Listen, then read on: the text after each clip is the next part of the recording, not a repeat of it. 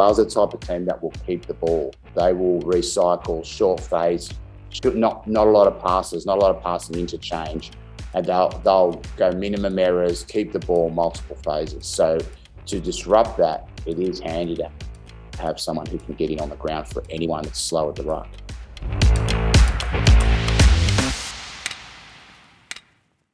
It's the final episode of In the Know, brought to you by Sporting News and GIO.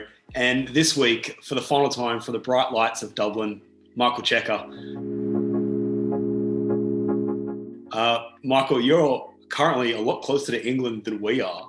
Can you tell us a little bit about what the reaction was on the ground there in the lead up to, and I guess obviously in the aftermath of the loss to England? Well, I'd say there was a lot of excitement. It was in the build-up, because I think just for the fact that Twickenham would be full again, a Tier 1 nation playing.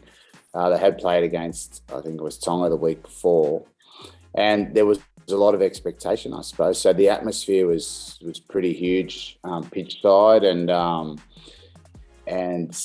suppose that's an intensity that a lot of the guys haven't played in front of for a while. So it was a new thing, but very exciting, and of course they were straight into their singing almost from the very start. And I couldn't get earmuffs big enough to block it out, but that's what happens when you play in the opposition's territory. Not a fan of the singing, though? Well, it depends. If it's our people singing, yes, it's fine. When it's the opposition, no, you like to close it off a little bit more.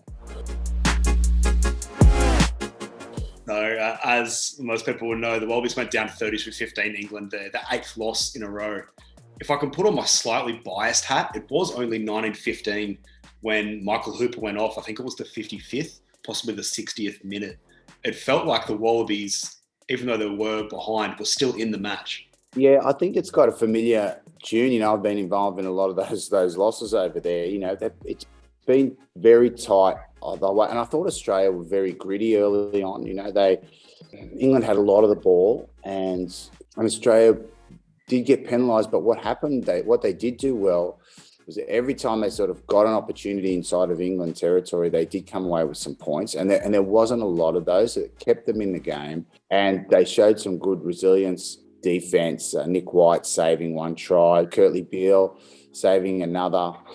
And I think they would have actually been pretty disappointed with the try they let in, because even though there was a fair bit of carry on about it, that it was just a lack of connection in the wider section in defence that let that player go through the hole. So, and he finished off well for Freddie Stewart. So, yes, it was tight. That those key moments in the end, England were able to break the score out and get away from Australia.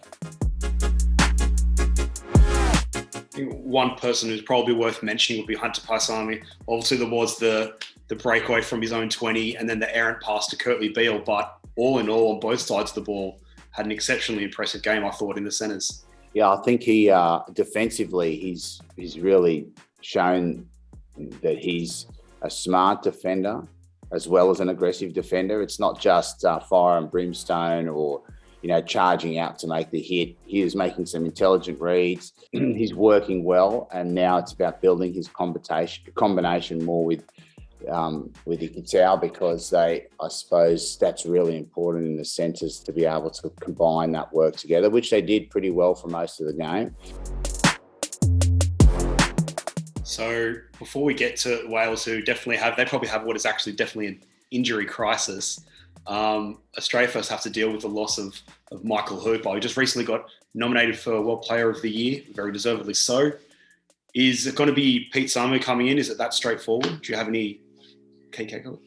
I would think so. Like, if you look at the way that they've lined up before, unless they go for a more genuine on-ball player, a guy who has played before, Liam Gill, who could do that job for sure. And I suppose they've had other players filling that on-ground role. And I think that against Wales, it is quite important, because Wales will attack the ruck. They'll try and put numbers. They'll put lots of numbers in the defensive line, and that will give them the freedom to get players onto the ball. Now, they've lost a few of their own players that are quite good at that as well.